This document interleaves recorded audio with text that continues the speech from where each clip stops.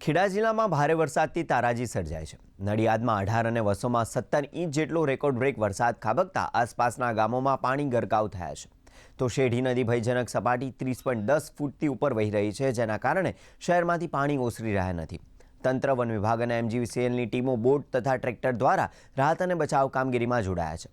MGVCL દ્વારા વરસાદ વચ્ચે 329 થાંભલા બદલવામાં આવ્યા છે, તો સંતરામ મંદિર અને જય માનવ પરિવાર દ્વારા ભોજન વિતરણ ચાલી રહ્યું છે।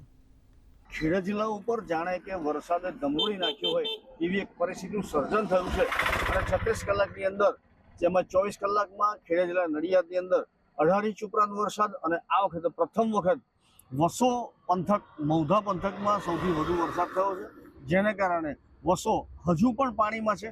નડિયાદ શહેરના કેટલાક વિસ્તારો હજુ પણ પાણીમાં છે અને એનું મુખ્ય કારણ છે નડિયાદ નજીકની શેરડી નદી કે જે એના ફ્લો કરતાં વધારે ઊંચાણથી અત્યારે વહી રહી છે, જેને કારણે પાણી હજુ ઓસર્યા નથી। મયુરભાઈ, શું પોઝિશન છે ને આ પાણી ક્યારે ઉતરે એવું લાગે છે સામે જુઓ, અને કઈ રીતે છે પોઝિશન? તો એવું છે ને કે હવે નદીનું લેવલ છે એની ભયજનક સપાટીની થોડુંક ઉપર છે, એટલે લગભગ સમજો ને આજુબાજુના ગામ જેમ કે સિલોડ છે, હાથનોલી છે, એ બાજુના ગામમાં પાણી ફરી વળ્યા છે અને પાણી તો હવે ખબર નહીં, હવે કહે છે કે આગાહી વધારે છે તો લાગતું નથી હમણાં તો પાણીનો ફ્લો ઓછો થાય અને પાણી ઉતરે એવું તો લાગતું નથી।